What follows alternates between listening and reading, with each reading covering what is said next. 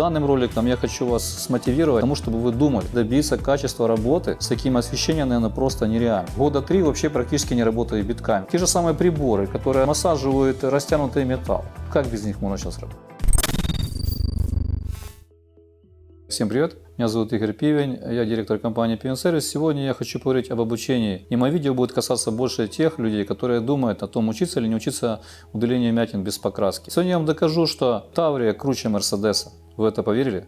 Я бы нет. О чем я хочу сказать? О том, что вы, как здравомыслящие люди, понимаете, когда вам говорят, что Таврия круче Мерседеса, вы это уже не можете поверить, потому что вы знаете, что такое Таврия, знаете, что такое Мерседес. Но, к сожалению, те, которые собираются учиться, как правило, почему-то не обращают внимания на те вещи, которые абсолютно понятны нам, людям, которые уже занимаются обучением, занимаются уже удалением вмятин, то есть элементарными вещами, которые для нас понятными. Для вас они совершенно непонятны, эти вещи, и вы их не воспринимаете как чем-то серьезным при выборе учебного центра, при выборе места, куда идти учиться. Поэтому данным роликом я хочу вас смотивировать к тому, чтобы вы думали, куда вы едете и зачем вы едете, и что вы хотите получить. Я попробую на элементарных вещах рассказать вам то, о чем я хочу сказать. Если вы собираетесь, допустим, обучиться вождению на автомобиле, вы будете спрашивать у тех людей, которые вас обучают, чему они вас научат, что вы будете уметь. Вы будете просто ездить на машине или будете изучать экстремальное вождение? Что вы будете на выходе иметь? Вы будете ездить на машине с коробкой автомат или на механике? Это будет ЗИЛ, или это будет Таврия, или это будет Мерседес. То есть элементарные вещи вы все равно будете спрашивать, потому что вы уже немножко владеете информацией. Так вот, похожие вещи должны у вас присутствовать и в методике обучения удалению вмятин без покраски. Почему я этот ролик записываю? Потому что на сегодняшний день я слышу неоднократно от своих учеников, которые звонят, спрашивают, общаются, приходят на собеседование, разговаривают об этой методике, о своих мыслях. И я слышу неоднократно похожие вещи о том, что до сегодняшнего дня люди обучают, скажем так, вождению у вас на ЗИЛах. Можете себе представить, вот вы пришли в школу, там какой-то ДОСААФ или там какой-то учебный центр, который вас обучает вождению, и вас на ЗИЛе тренируют, как нас там где-то в 80-х годах ездить. Но вы хотите ездить на легковой машине, но вас учат на ЗИЛах. И говорят, это самый крутой транспорт, на другом вообще не надо пробовать, потому что ты поедешь на ЗИЛе, поедешь на всем чем угодно. Понятно, что это бред, да, на сегодняшний день. То есть есть элементарные, нормальные, хорошие машины на автоматах или даже хорошие на механике, на которых можно учиться, а вам предлагают учиться на ЗИЛах. Так вот, в ПДРе присутствуют похожие вещи, такие как люминесцентная лампа. Это обычная люмка, которую мы называем люмка, которая просто горела раньше на кухне в любом гараже, белая трубка.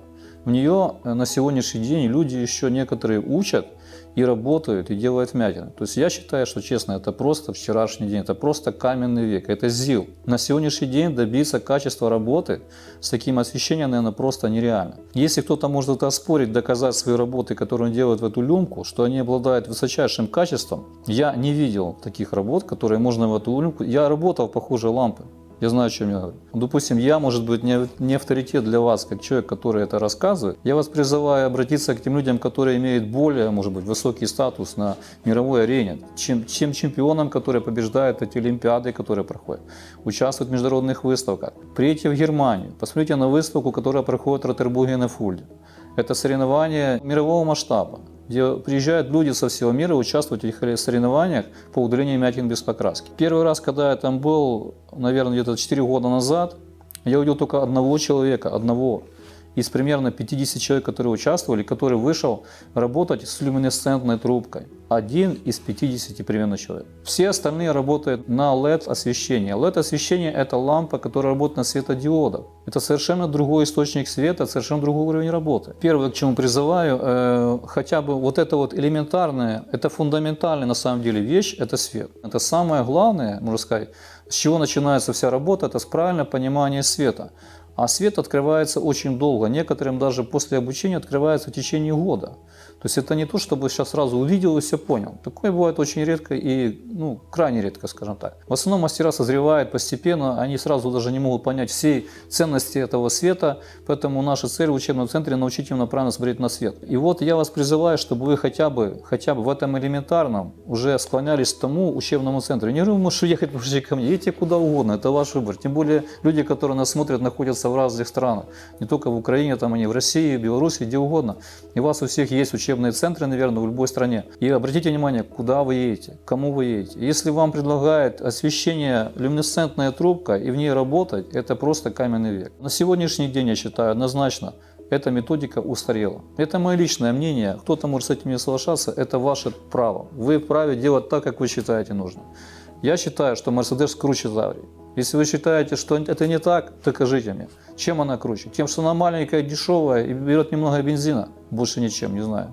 По комфорту, по стилю езды, по всему вы скажете, что да, Mercedes это классно. Так же самое пропасть между двумя технологиями. Работа в люминесцентную трубку – это просто вчерашний день. Я в 2009 году учился работать по люминесцентной трубке, но не только по трубке, а там трубка была еще с подвернутой бумагой, которая давала так называемый туман.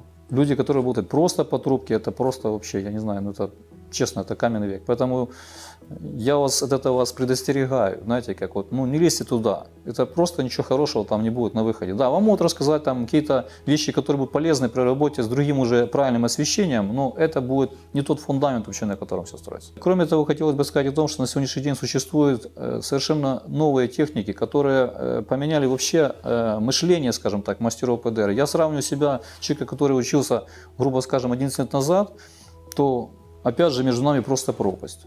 Между той информацией, которая была на то время, и той информацией, которая находится сейчас. На то время было такое более скудное обучение, но это было, скажем так, везде. Это не было там исключением, вот наш учебный центр, где учился. Это было просто, на то время так подавалась информация в таком маленьком объеме, потому что мастера больше и не знали. При всем желании мы ничего больше сказать. Поэтому я считаю, что неизбежно должно быть обучение LED-освещения, работа молотками.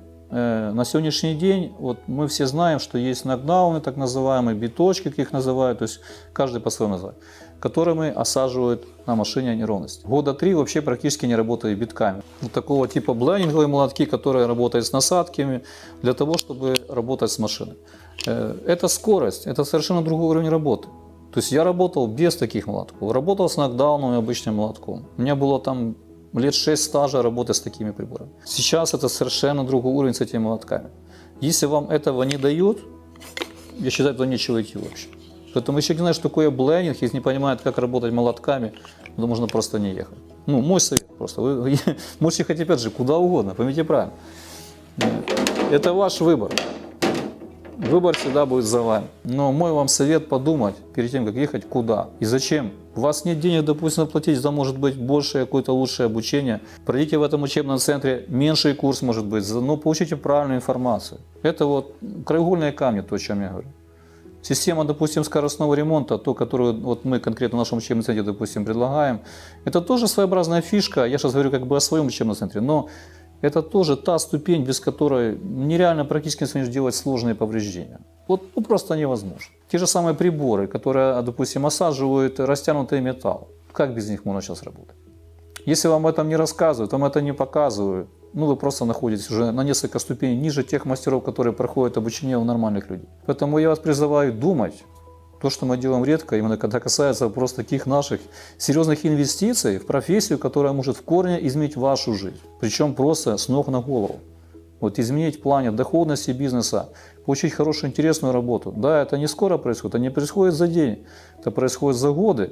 Но именно в этой профессии вы можете получить серьезный толчок в дальнейшей своей жизни. И я говорю, что в любом учебном центре, в любом месте, на любой работе будут люди, которые будут успешными и менее успешными.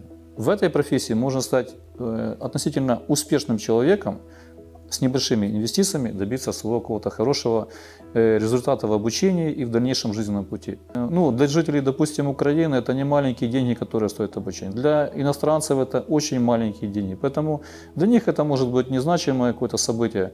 Для наших людей, я думаю, для России, для Украины, для Беларуси это все-таки деньги, которые что-то значат. И человек, может быть, откладывает их там несколько месяцев, эти деньги, может даже лет кто-то.